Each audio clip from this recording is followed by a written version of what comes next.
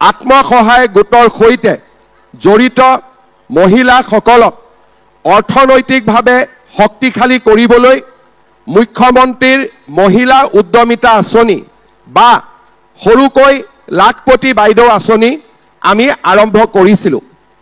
যেতিয়া এই আঁচনিৰ বিষয়ে প্ৰথম আমি আলোচনা কৰিছিলোঁ তেতিয়া আমি দেখা পাইছিলোঁ যে অসমত 4 লাখ গাঁও আৰু নগৰ মিলি আত্মসহায়ক গোট আছে আৰু 4 লাখ গোটত 10 গৰাকীকৈ মহিলা অৰ্থাৎ 40 লাখ মহিলা আজি আমাৰ আত্মসহায়ক গোটৰ সৈতে জড়িত হৈ আছে।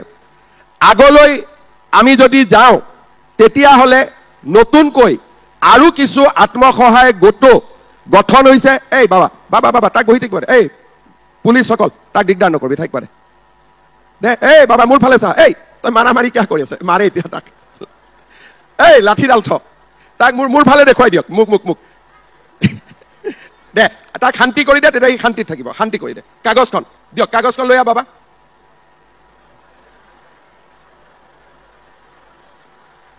তাৰো ঘৰত অশান্তি আছে, কিবা এটা লাগে সেইকাৰণে আহিছে দে।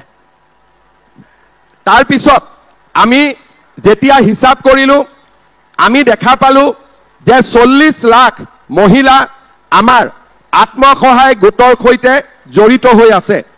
তেতিয়া আমি প্ৰথমতে হিচাপ কৰিলোঁ যে আমি মহিলাসকলক কেনেকৈ আগুৱাই লৈ যাম। আমি যেতিয়া সকলোৱে আলোচনা কৰিলোঁ তেতিয়া আমাৰ মনত এনেকৈ এখন আঁচনিৰ কথা মনলৈ আহিলে যে গোটত টকাটো দিয়াৰ পৰিৱৰ্তে, কাৰণ গোটৰ ভিত্তিত আমি বেংকৰ পৰা লোন ল'ব পাৰোঁ, কিন্তু আমি এইবাৰ গোটত পইচাটো নিদি আমি গোটৰ সদস্যসকলক ব্যক্তিগতভাৱে তেওঁলোকৰ বেংক একাউণ্টত আমি দিব পাৰোঁ নেকি। আমি হিচাপ কৰি চালোঁ 40 লাখ মহিলাক যদি আমি 10,000 টকাকৈ দিব লাগে আমাক প্ৰথমতে 4,000 কোটি টকা লাগিব, আৰু পিছলৈ আমি যদি মহিলাসকলক আৰু 25,000 টকা দিব লাগে তেতিয়াহ'লে পিছৰবাৰ আমাক প্ৰায় 10,000 কোটি টকা লাগিব। আৰু যদি আগলৈ গৈ মহিলাসকলক আমি আৰু সহায় কৰিব লাগে 50,000 টকালৈকে লৈ যাব লাগে তেতিয়াহ'লে আমাক 20,000 কোটি টকা লাগিব। আমি চিন্তা কৰিলোঁ যে আমাৰ দৰে এখন দুখীয়া ৰাজ্যত আমি 4,000 প্ৰথমতে, পিছত 10,000, তাৰপিছত আৰু 20,000 ইমান টকা আমি যোগাৰ কৰিব পাৰিম নেকি। আমি সকলোৱে বহুদিন ধৰি আলোচনা কৰাৰ পিছত আমি সুন্দৰ কৰি এই মহিলা উদ্যমিতা আঁচনিখন আমি ৰচনা কৰিলোঁ। এই আঁচনিখনৰ জৰিয়তে 40 লাখ মহিলাক আমি প্ৰথম বছৰ 10,000 টকা আমি বিনামূলীয়াকৈ, বেংকৰ লগত কোনো সম্পৰ্ক নাই, আমি তেওঁলোকক একোখন চেক দিম আৰু 10,000 টকা তেওঁলোকে চৰকাৰৰ পৰা বিনামূলীয়াকৈ পাব। ইয়াৰ পিছত এই 10,000 টকা দি আমি কি কৰিম। আমি এটা গোটত আছোঁ, যদি 10 গৰাকী মহিলাই নিজৰ 10,000 টকা গোটলৈকে লৈ যায় তেতিয়াহ'লে গোটত 1 লাখ টকা হ'ব, আৰু 1 লাখ টকা ডাঙৰ টকা। যদি একেলগে আমি গোটটোক শক্তিশালী কৰোঁ, 1 লাখ টকা যদি আমি গোটটোত ব্যৱহাৰ কৰোঁ বেংকে আমাক আৰু লোন দিব গোটটোক, কাৰণ যিকোনো গোটৰ যদি 1 লাখ টকা বেংকত দেখা পায় তেতিয়াহ'লে সেই গ্ৰুপটোক বেংকে আৰু বেছি লোন দিব আগবাঢ়ি আহিবই, তাত কোনো সন্দেহ নাই। 1 লাখ টকা লৈ গোটটোৱে আমি নিজাকৈ বিভিন্ন ব্যৱসায়ো কৰিব পাৰোঁ। আৰু যদি কোনোবা মহিলাই ভাবে যে নহয় মই গোটটোক টকা নিদিওঁ, আমি গোটত এই টকাটো নিদিওঁ কাৰণ গোটটো আমাৰ চলি আছে, এই 10,000 টকা দি আমি নিজৰ কিবা নহয় কিবা ব্যৱসায় কৰিম, গৰু থাকিব, ছাগলী থাকিব, কিবা আমি ব্যৱসায় কৰিম, তাঁত শিল্প থাকিব। তৃতীয় মই আৰু এটা কথা কৈছোঁ যে আমাৰ ঘৰখন স্বামী আৰু পত্নীৰ মাজত চলে, আমি দুজন নহয়, দুজন মিলি আমি এজন, এইটোৱে আমাৰ পৰিয়ালৰ ধাৰণা। হিন্দু মানুহে পৰিয়াল বুলি ক'লে এজন বুজে। যদি মহিলাগৰাকীয়ে নিজৰ হাজবেণ্ড বা স্বামীৰ ব্যৱসায়টো যদি এই টকাটো খটায় ঘৰৰ উৎপাদন বাঢ়িব। কোনোবাৰ হাজবেণ্ডৰ সৰু পাণ তামোলৰ দোকান এখন আছে, এই 10,000 টকাটো যদি দোকানখনত পায় ঘৰৰে উপাৰ্জন বাঢ়িব। এতিয়া গ্ৰুপত দিব পাৰে, নিজে উপাৰ্জন কৰিব পাৰে বা আপোনালোকে ঘৰৰ ব্যৱসায়, মই স্বামীৰ ব্যৱসায় বুলি কোৱা নাই, ঘৰৰ ব্যৱসায়টো এই পুঁজিটো আপোনালোকে দিব পাৰে। ইয়াৰ পিছত আজি কি তাৰিখ হ'ল? আজি হ'ল আমাৰ 22 আগষ্ট। অহা বছৰ আমাৰ অফিচাৰসকল আপোনালোকৰ ঘৰে ঘৰে যাব, 40,000 পৰিয়ালৰ ঘৰে ঘৰে যাব আৰু আমি আপোনালোকক এখন কাগজ দিম যে আপোনালোকে এই টকাটো কি কামত ব্যৱহাৰ কৰিলে। বোলে মই মোবাইল কিনি দিলোঁ, তেতিয়াহ'লে আৰু আমি গ'লো আৰু মোবাইলতে থাকি গ'লো, ঠিক আছে। বোলে নহয়, এই টকাটো আমি ভাল কামত ব্যৱহাৰ কৰিছোঁ। ভাল কামটো কি মই জানিব নোখোজো, আপোনালোকে যিটো ভাল কামত ব্যৱহাৰ কৰিব সেইটোৱে ভাল আছে। তেতিয়াহ'লে অহাবাৰ আমি আপোনালোকক এটা বেলেগ কৰি যিসকলে 10,000 টকা ভালকৈ ব্যৱহাৰ কৰিলে তেওঁলোকক আমি 25,000 টকাকৈ দিম। 25,000 টকা। এই 25,000 টকাৰ 15,000 চৰকাৰে দিব, 10,000 টকা বেংকে দিব। তাৰপিছত আকৌ আমি চাম যে এই 25,000 টকা আপোনালোকে কেনেকৈ ব্যৱহাৰ কৰিলে। যদি এই 10,000 আৰু 25,000 দুইটা টকা যদি আপোনালোকে ভাল কৰি ব্যৱহাৰ কৰে, অহাবাৰ আমি আপোনালোকক বেংকৰ পৰা 50,000 টকা আপোনালোকক আমি ঋণ দিয়াম, সুদ আমি দিম আৰু 50,000 টকাৰ 25% আমি সাবসিডি হিচাপে বেংকক দিম। তাৰ মানে এই আঁচনিখন এদিনীয়া আঁচনি নহয়। আজি যি মহিলাক আজি আমি ইয়াত মাতি আনিছো, এই মহিলাসকলক আমি 3বাৰ, আজি এবাৰ মাতিছো, অহা বছৰ আমি আকৌ মাতিম, তাৰ পিছত আমি আকৌ মাতিম। মোৰ উদ্দেশ্য হ'ল 10,000, 25,000 আৰু 50,000, 85,000 টকা আপোনালোকৰ হাতত চৰকাৰৰ পৰা পোৱাৰ আমি ব্যৱস্থা কৰি দিম। এতিয়া আমাৰ বহুত মানুহ আছে যোনে ক'ব কৈছে দিব নেকি, চৰকাৰে ক'লেই দিব না। আজিৰ 1 বছৰ কংগ্ৰেছৰ মানুহবিলাকে কি মাথা মাৰি আছিলে, তহঁতক নিদিয়ে, হিমন্ত বিশ্ব শৰ্মাই ঠগালে, কৈ আছিলে নে নাই? আছিল নে নাই? কি কৈছিল কংগ্ৰেছ বিলাকে যে আমি মহিলাসকলক টকাটো নিদিওঁ, আমি তেওঁলোকক ঠগালো। সেইকাৰণে আজি নলবাৰীৰ কংগ্ৰেছ বিলাকে এদিনৰ বাবে লুকাই থাকিব লাগে নে নাই? থাকিব লাগে নে নাই? কাৰণ ইমান দিন তেওঁলোকে আমাৰ মহিলাসকলক বিপথে কৈ আছিলে যে চৰকাৰে নিদিয়ে, নহয় এনে গছপুলি ৰুৱালে, এনে দৌৰাদৌৰি কৰালে, হয়নে নহয়?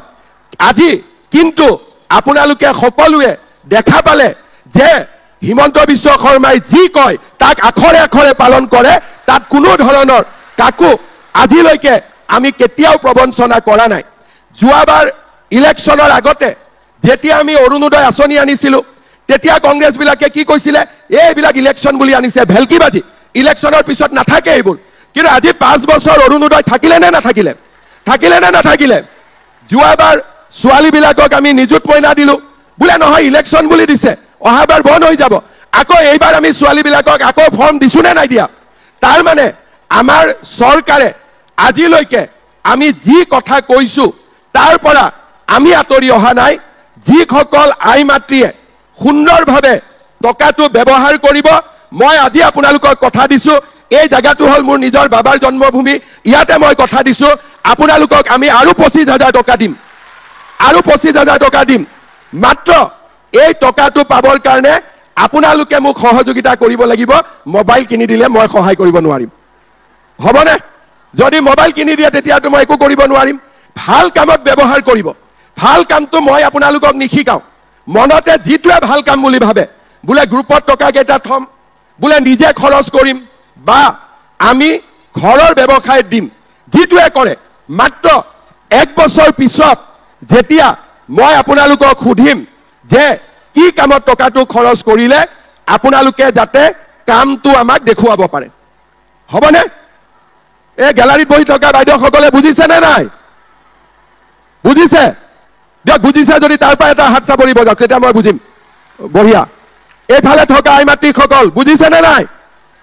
ভাল কৰি বুজিছে? এই দূৰত থকা বাইদেউসকল বুজিছে নে নাই? ভাল কৰি বুজিছে?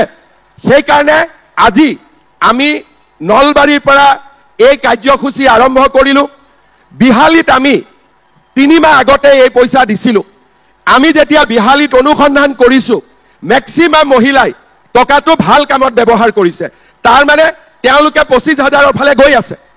নলবাৰীতো মোৰ বিশ্বাস আছে যে আপোনালোকে এই টকাটো ভাল কৰি ব্যৱহাৰ কৰিব আৰু আজি ইমান ধুনীয়াকৈ আপোনালোকক মাতি আনি ইমান মৰম কৰি সিলেকশনৰ পৰা আৰম্ভ কৰি ফৰ্ম ফিলআপৰ পৰা এই গোটেই কামখিনি নলবাৰী ধুনীয়াকৈ কোনে কৰি দিলে আমাৰ মন্ত্ৰী জয়ন্ত মল্ল বৰুৱা ডাঙৰীয়াই কৰি দিলে সেই কাৰণে এই যে আপোনালোকক আগবঢ়াই আনিছে ইমান ধুনীয়াকৈ মিটিং পাতিছে কাউন্টাৰ খুলিছে ধুনীয়াকৈ চেক দিব এই গোটেইখিনি কাৰ কাৰণে হৈছে জয়ন্ত মল্ল বৰুৱাৰ কাৰণে হৈছে সেই কাৰণে ইলেকশনত জয়ন্ত মল্ল বৰুৱাক একদম ডাবল ভোট দি দিব দিবনে নিদিব দিবনে নিদিব বঢ়িয়া এতিয়া ৰাইজক মই এটাই অনুৰোধ কৰিম বহুত দীঘলকৈ আজি ভাষণ দিয়াৰ প্ৰয়োজন নাই সকলোকে ভাষণ দিব মই আৰু সুবিধা পাম এটা মোৰ অনুৰোধ 70টা কাউন্টাৰ বনাইছে মহিলা হল 40,000 70 পূৰণ 500 যেনে তেনে 35,000 মহিলা হ'ব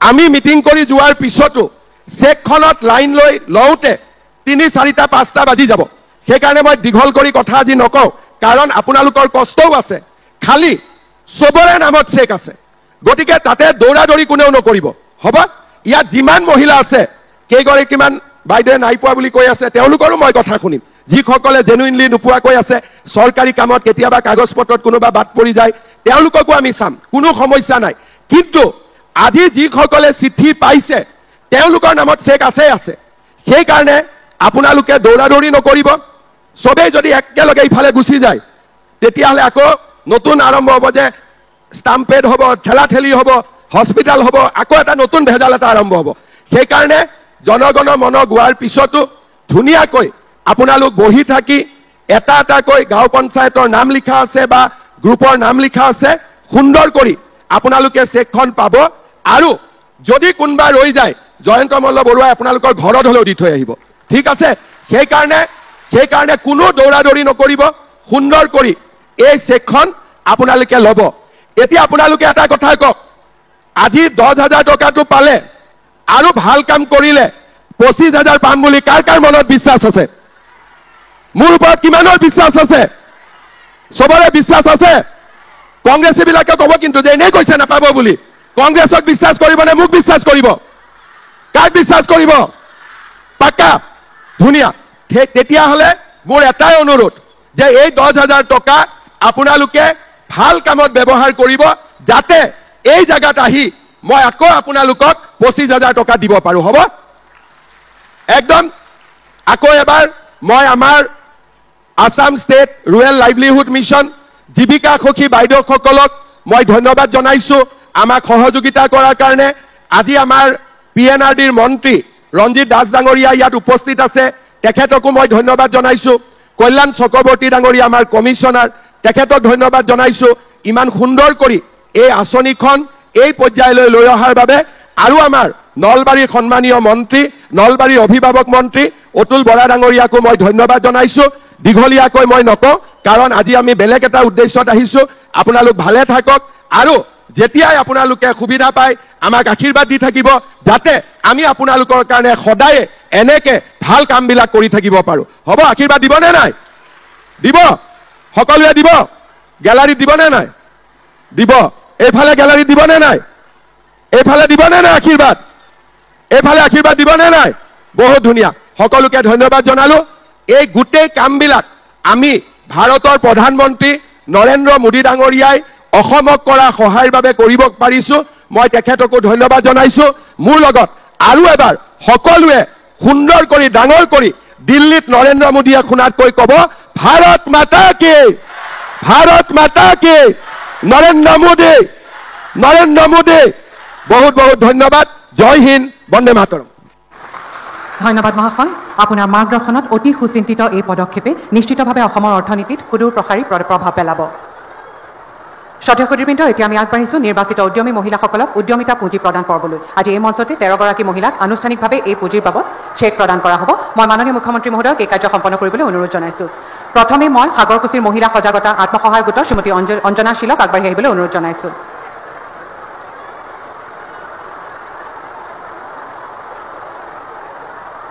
ধন্যবাদ এবাৰ দলুৱা গাঁৱৰ আজীৱন আত্মসহায়ক গোটৰ শ্ৰীমতী মণিকা ভৰালীক আগবাঢ়ি আহিবলৈ অনুৰোধ জনাইছো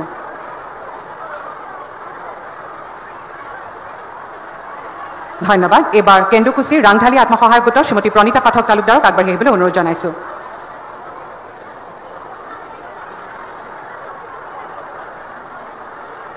ধন্যবাদ। এবাৰ বিলপাৰৰ কৃষ্ণজ্যোতি আত্মসহায়ক গোটৰ শ্ৰীমতী লীনা দত্ত ডেকাক আগবাঢ়ি আহিবলৈ অনুৰোধ জনাইছো।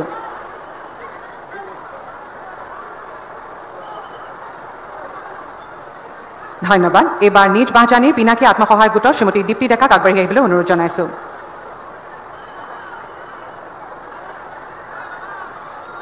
ধন্যবাদ। এবাৰ জহাৰ ৰাংঢালী আত্মসহায়ক গোটৰ শ্ৰীমতী জুনুমণি তালুকদাৰক আগবাঢ়ি আহিবলৈ অনুৰোধ জনাইছো।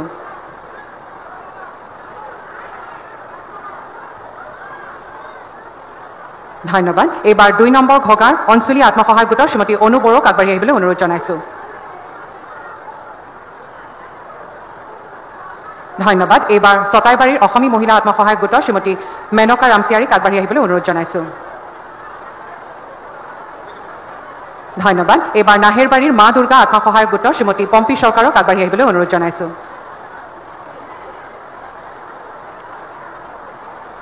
ধন্যবাদ। এবাৰ নমাটিৰ নিয়ৰজ্যোতি আত্মসহায়ক গোটৰ শ্ৰীমতী সংগীতা ৰাজবংশীক আগবাঢ়ি আহিবলৈ অনুৰোধ জনাইছো। ধন্যবাদ। এবাৰ 3 নম্বৰ অসমীয়া আত্মসহায়ক গোটৰ শ্ৰীমতী নবিতা দেৱীক আগবাঢ়ি আহিবলৈ অনুৰোধ জনাইছো।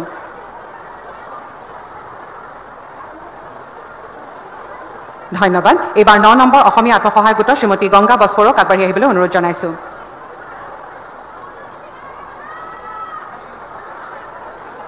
ধন্যবাদ।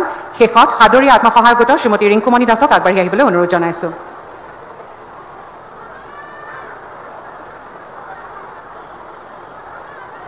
ধন্যবাদ মহাশয়। আমাৰ চেক প্ৰদান পৰ্বৰ ইমানতে অন্ত পৰিল। শ্ৰদ্ধেয় সুধীবৃন্দ, আমি আজি অনুষ্ঠানৰ শেষ পৰ্যায় পাইছোহি। বহুমূলীয়া উপস্থিতিৰে আমাক কৃতাৰ্থ কৰাৰ বাবে অসমৰ মাননীয় মুখ্যমন্ত্ৰী ডক্টৰ হিমন্ত বিশ্ব শৰ্মা দেৱলৈ আমাৰ আন্তৰিক কৃতজ্ঞতা যাচিছো। মাননীয় মন্ত্ৰীসকল আৰু মঞ্চত উপবিষ্ট বিশিষ্ট অতিথিসকল সহিতে উপস্থিত সুধীবৃন্দ, প্ৰচাৰ মাধ্যমৰ সদস্যবৃন্দ, উদ্যমী মহিলাসকল আৰু অনুষ্ঠানটিৰ সৈতে জড়িত সকলোকে আমাৰ আন্তৰিক কৃতজ্ঞতা যাচিছো। এতিয়া ৰাষ্ট্ৰীয় সংগীতেৰে আমাৰ